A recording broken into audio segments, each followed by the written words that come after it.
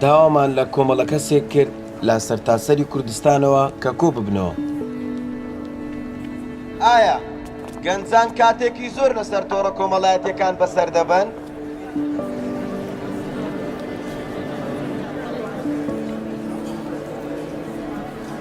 هەمومان پاشەبەند و ئەزمموی جیامان هەیە. هەندێک لەوان کە سەختن. ئایا هیچ ئەندامێکی بنەماڵەکەت بەهۆی ئەنفالەوە لە دەست داوە؟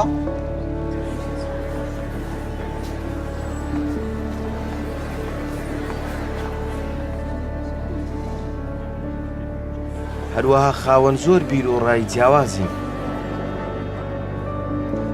ئایا پێویستە ژمارەی کارمەندی حکومی کەم بکرێتەوە؟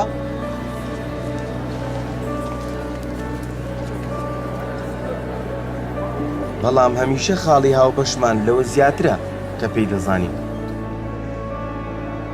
بە تایبەتی کاتێک بابەت میلەت و داهاتوومان بێت.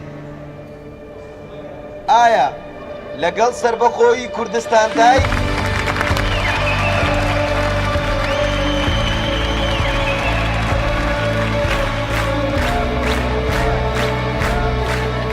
خەڵکی هەولێرم بێلایەنم دانیچوو شاری کەرکووکم یەکێتی نیشتمانی کوردستان لەنگری پارتی دموکراتی کوردستان ئەسخۆ نزیکی یەکگرتووی ئیسلامی کوردستان هەموو بۆ کوردستان